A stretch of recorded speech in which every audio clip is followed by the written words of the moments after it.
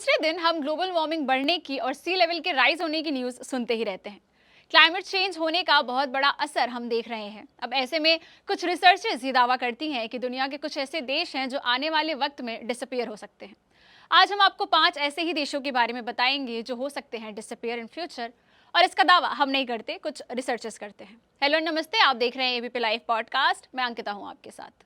चलिए जानते हैं कौन से हैं वो 5 देश। The one at number 5 is Marshall islands.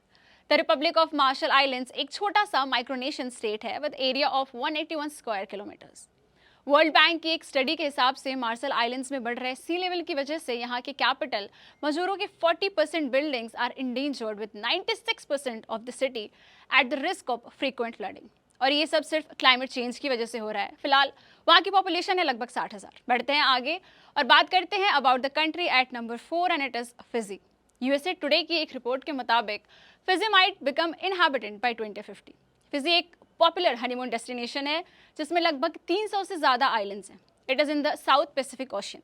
यहाँ क्लाइमेट चेंज का खतरा काफ़ी बना हुआ है। पावरफुल ट्रॉपिकल साइक्लोन्स, इरोजन्स और फ्लडिंग की वजह से यहाँ का सी लेवल बढ़ रहा है, जो कि 1993 से सी लेवल यहाँ पर average of 6 millimetre per year से बढ़ रहा है।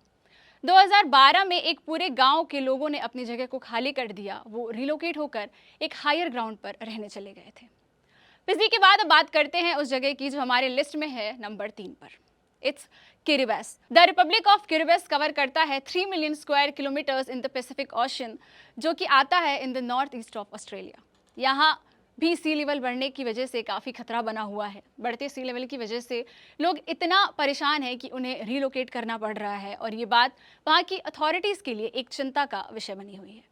देश की सी लेवल से एवरेज ऊंचाई केवल 3 मीटर है और बढ़ते समंदर के कारण पहले से ही यहाँ के गाँव की हालत बहुत खराब है। कुछ रिपोर्ट्स की माने तो this densely populated islands nation could be under water by the end of this century. और फिर वहाँ के लोगों का क्या होगा, ये सोचने वाली बात है। वक्त है उस देश के बारे में बात करने का जो हमारी लिस्ट में नंबर 2 पर है। अब बात करते हैं सामोआ की। The independent state of Samoa comprises of 7 islands covering under 3000 square kilometres. इस जगह को यूरोपियंस ने 18th सेंचुरी में बसाया था। इसमें यूनाइटेड स्टेट्स, जर्मनी और यूनाइटेड किंगडम का भी कुछ हिस्सा था। सामोआ को इंडिपेंडेंस 1962 में मिला था। अब ग्लोबल वार्मिंग की वजह से इस जगह को काफ़ी नुकसान हो रहा है। पानी के बढ़ते टेम्परेचर की वजह से यहाँ के कोरल रीफ्स को बहुत नुकसान हो रहा है। इस वजह से वहाँ एग्रीकल्चर और टूरिज्म सेक्टर को भी काफ़ी नुकसान हो रहा है, जिससे कंट्री को और कंट्री की इकोनॉमी को एक भारी लॉस हो रहा है।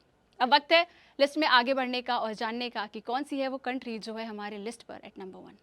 It is Maldives. World Atlas की एक रिपोर्ट की माने तो Maldives can disappear in few years, वो भी क्लाइमेट चेंज की वजह से। मालदीव्स एक फेमस टूरिस्ट डेस्टिनेशन है जो बहुत से लोगों को काफ़ी पसंद है। मालदीव्स एक लो लाइंग जगह है जहाँ का एवरेज एल्टीट्यूड है 2.3 मीटर्स। हर दिन बढ़ रहे सी लेवल की वजह से इस जगह पर भी खतरा बना हुआ है। अगर ऐसा ही चलता रहा तो माना जा रहा है कि यहाँ आइलैंड्स भी जल्द ही डूब जाएंगे और यहाँ के टूरिज्म का मेन हिस्सा ये आइलैंड्स हैं, जिससे इकोनॉमी को भी दिक्कत हो रही है। इतना ही नहीं, राइजिंग सी लेवल्स की वजह से यहाँ के कुछ पर्टिकुलर हिस्से के लोगों को रिलोकेट करना पड़ रहा है। ये थे 5 ऐसे देश दैट माइट डिसअपियर और become inhabitant due to climate change. तो ऐसे में इतना ही कहा जा सकता है कि it is really important to save the environment. This is all for today. मिलेंगे कल only on ABP live podcast.